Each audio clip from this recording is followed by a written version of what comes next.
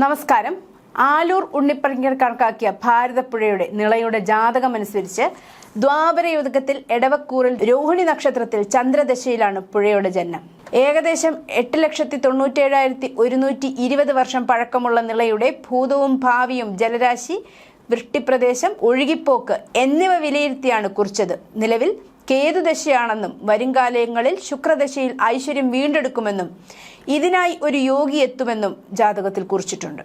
സ്വാമി ആനന്ദവനം ഭാരതി ഒരു നിയോഗം പോലെ കാശിയിൽ നടന്ന മഹാകുംഭമേളയിൽ വ്രണപ്പെടുത്തുന്നവൻ എന്നോ വിവക്ഷിക്കാം. 1949 മലമ്പുഴ അണക്കെട്ട് നിർമ്മിച്ച കാലത്ത് തന്നെയാണ് കേതു തുടങ്ങിയതെന്നും പറയും. നിളയുടെ ജാതകം കുറിച്ച ആളാണ് ആലൂർ ഉണ്ണിപ്പണിക്കർ. ഒരു നദിക്ക് ജാതകമോ എന്ന് അത്ഭുതപ്പെടാൻ വരട്ടെ, അതെങ്ങനെ കുറിക്കുമെന്ന് ആശങ്കപ്പെടുകയും വേണ്ട. നഷ്ടജാതകം തീർക്കുക എന്ന ശ്രമകരമായ ദൗത്യത്തിലൂടെയാണ് പണിക്കർ നിളയുടെ ഗ്രഹസ്ഥിതി കുറിച്ചത്. ഏറെ നാൾ കഠിനവ്രതമെടുത്ത് മനസ്സിനെ ഏകാഗ്രമാക്കി നിമിത്തങ്ങളിലൂടെ കുറിക്കുന്നതാണ് നഷ്ടജാതകം. അങ്ങനെയാണ് ഉണ്ണിപ്പണിക്കർ ഭാരതപ്പുഴയുടെ ഭൂതവും ഭാവിയും കണ്ടെത്തുന്നത്. ഭാരതപ്പുഴയ്ക്ക് കുറുകെ വീണ കടുംകെട്ടാണ് മലമ്പുഴ അണക്കെട്ട്. പിന്നീട് അനവധി അണക്കെട്ടുകൾ പേരാറിന് കുറുകെ പണിതു. സർപ്പം വരിഞ്ഞു മുറുക്കും പോലെ പുഴയെ വരിഞ്ഞു മുറുക്കി. മണൽ വാരിയും മാലിന്യം നിക്ഷേപിച്ചും പുഴയെ വ്രണപ്പെടുത്തി. ഇന്നത്തെ ദുർദശയ്ക്ക് കാരണം ഇതുതന്നെ. സ്നാനഘട്ടങ്ങളും ജനസ്രോതസ്സുകളും അടയാളപ്പെടുത്തിയ ജാതക വ്യാഖ്യാനം ജ്യോതിഷ പ്രമാണരേഖയാണ്. അതനുസരിച്ച് ഇനിയും കുറെ വർഷങ്ങൾ കൂടി ഈ അവസ്ഥ തുടരാനാണ് സാധ്യത. പക്ഷേ നിള പുനർജനിച്ചേ പറ്റൂ. എല്ലാ കെട്ടും പൊട്ടിച്ച് നിളയൊഴുകും. കലിയുഗവും കൃതയുഗവും കഴിഞ്ഞ് അടുത്ത ത്രേതായുഗം വരെ എല്ലാ യുഗത്തിലും ജീവിക്കേണ്ടവളാണ് അമരാവതി എന്ന് പണിക്കർ പറയുന്നു. നാവാമുകുന്ദനെ തൊഴുതുമുടങ്ങും മുമ്പ് ഗുരുവായൂരപ്പന് പ്രസാദം തേടിയെത്തതിന്റെ ആനന്ദം വിട്ടുമാറുന്നില്ല സ്വാമി ചിദാനന്ദ ഭാരതിക്ക്. സദാനന്ദ ചൈതന്യമാണ് എപ്പോഴും എന്ന പോലെ ഇതിനും നിമിത്തമെന്നും സദാ ആനന്ദമയമായ മുഖമുയർത്തി സ്വാമികൾ വ്യക്തമാക്കുമ്പോൾ മാഘമഹോത്സവത്തിന്റെ തിളക്കമാണ് തെളിയുന്നത്. കേരളത്തിലെ ആധ്യാത്മിക മുന്നേറ്റങ്ങൾ ആവേശം പകർന്ന കൊട്ടാരക്കര സദാനന്ദപുരത്തെ അവധൂതാശ്രമത്തിൽ നിന്ന് 4 നാൾ മുമ്പാണ് സ്വാമി ചിദാനന്ദ ഭാരതിയുടെ നേതൃത്വത്തിൽ നിളാതീരത്തേക്ക് ജ്യോതിരഥം പുറപ്പെട്ടത്. നവതിയുടെ നിറവിലെത്തിയ കേരളത്തിലെ തന്നെ ഏറ്റവും മുതിർന്ന സന്യാസി ശ്രേഷ്ഠന്മാരിലൊരാളായ സ്വാമികൾ നയിച്ച യാത്ര വേദഗുരു സദാനന്ദ സ്വാമികൾ നടത്തിയ വിപ്ലവകരമായ സാമൂഹ്യ പരിഷ്കാരങ്ങളെ ഓർമ്മിപ്പിക്കുന്നതായിരുന്നു. ഗുരുവായൂരിൽ യാത്രയ്ക്ക് സ്വീകരണം ഒരുക്കിയപ്പോഴാണ് സ്വാമികൾ ഉണ്ണിക്കണ്ണന്റെ പ്രസാദം വാങ്ങാൻ മോഹമുണ്ടായത്.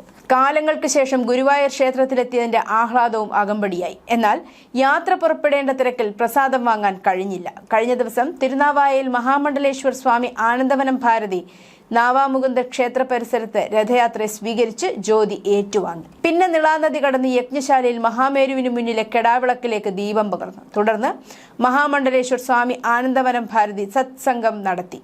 സ്വാമി ചിദാനന്ദ ഭാരതിയും സംസാരിച്ചു. എല്ലാം കഴിയുമ്പോഴാണ് ഒരു സന്യാസിയമ്മ അടുത്തേക്ക് വന്ന് സ്വാമി, ഇത് ഗുരുവായൂർ ഉണ്ണിക്കണ്ണന്റെ പ്രസാദമാണ് എന്ന് പ്രസാദം സമ്മാനിച്ചത്. മാഘമഹോത്സവത്തിലേക്കുള്ള മഹാതീർത്ഥാടനത്തിന്റെ സാഫല്യം രഥയാത്രയ്ക്ക് സ്വാമി അമൃതാനന്ദ ഭാരതി കോർഡിനേറ്റർ കെ രാധാകൃഷ്ണൻ എന്നിവർ നേതൃത്വം നൽകി.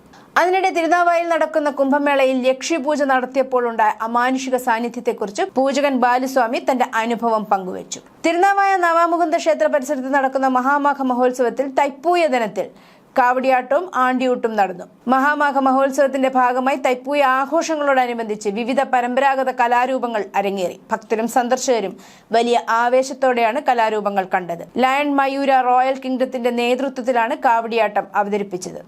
ഹർഷാരവങ്ങളോടെയാണ് കാവടിയാട്ടം ജനങ്ങൾ ഏറ്റെടുത്തത്. കുളക്കടവിന് സമീപം മാടേക്കുളം വിവേകാനന്ദ സംഘം അവതരിപ്പിച്ച ചിന്തുപാട്ട് മഹോത്സവത്തിന് ഭക്തിസാന്ദ്രമായ നിറം നൽകി.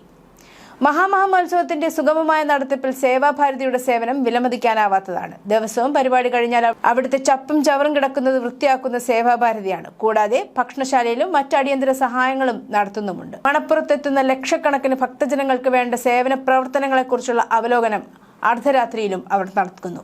സമയം അർദ്ധരാത്രി 1 മണിയായിക്കൊണ്ടിരിക്കുന്നു. തവനൂരിൽ നിളാതീരത്ത് കുംഭമേള നഗരിയിൽ പിറ്റേ ദിവസത്തെ യജ്ഞത്തിനായുള്ള ഒരുക്കങ്ങൾ മാതാ അമൃതാനന്ദമയി മഠം തവന്നൂർ മഠാധിപതി സ്വാമിനി അതുല്യാമൃത പ്രാണാജിയുടെ നേതൃത്വത്തിൽ പുരോഗമിക്കുന്നു.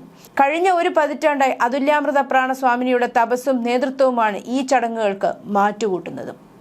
ഹിന്ദുവായി ജനിച്ചത് മഹാഭാഗ്യവും അഹങ്കാരവുമായി കാണുന്നുവെന്ന് മലപ്പുറത്തെ കുംഭമേള എന്ന് വിശേഷിപ്പിക്കുന്ന തിരുനാവായിലെ മഹാമാഘ മഹോത്സവത്തിനെത്തിയ നടി സോന നായർ. കേരളത്തിലെ കുംഭമേള കണ്ടപ്പോൾ പറഞ്ഞറിയിക്കാനാവാത്ത അനുഭവമാണ് ഉണ്ടായതെന്നും സോന നായർ പറഞ്ഞു. നിള ആരതി ഉൾപ്പെടെ നേരിൽ കാണാനായത് വലിയ ഭാഗ്യമായി കരുതുന്നുവെന്നും സോന നായരും ഒപ്പമുണ്ടായിരുന്ന നടി ജലജയും പറഞ്ഞു. പ്രയാഗ്രാജിലെ കുംഭമേളയ്ക്ക് പോകാൻ കഴിഞ്ഞില്ല, പക്ഷേ നമ്മുടെ നാട്ടിൽ നടക്കുന്ന കുംഭമേളയിൽ പങ്കെടുക്കാൻ കഴിഞ്ഞു എന്നത് വലിയ ഭാഗ്യം.